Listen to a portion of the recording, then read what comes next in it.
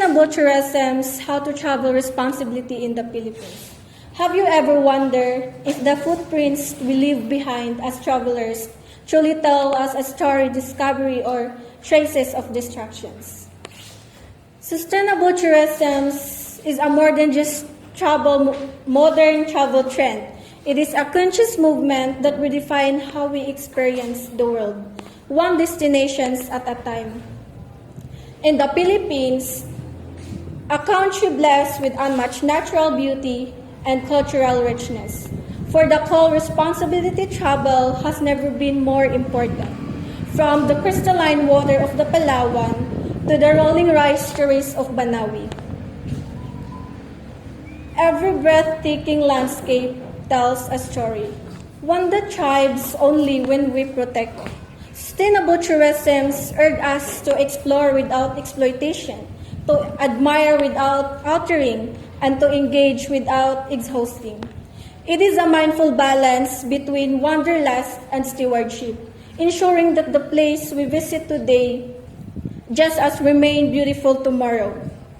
This concept global efforts to address the global efforts of tourism's environmental degradations, cultural erosions, and economic imbalance. In recent years, both travelers and local communities has begun recognize the value of sustainability as a shared of responsibility. Imagine standing on the pristine shores of Siargao, the gentle sounds of waves accompanying your morning stroll, only to notice plastic debris carried by the tide. Or picture yourself hiking through the lush trails of Mount Pulag, where a single careless act, like leaving behind a water bottle, can scar nature's delicate balance. These moments remind us that responsible travel begins with awareness and simple act of care, supporting local artisans and vegans, choosing eco-friendly accommodations in Bohol, or even refusing single plastic in your travel are small yet powerful gesture. They not only uplift local livelihoods, but also honor the authenticity of Filipino culture. When travelers engage with communities through respect and empathy, they contribute to a cycle of shared growth. In essence, sustainable tourism is not just about a responsibility, it is a legacy.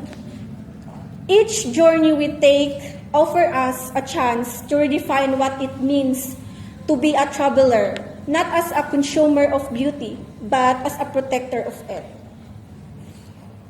The Philippines stand as a testament to nature's generosity, but that generosity must be met with gratitude and respect.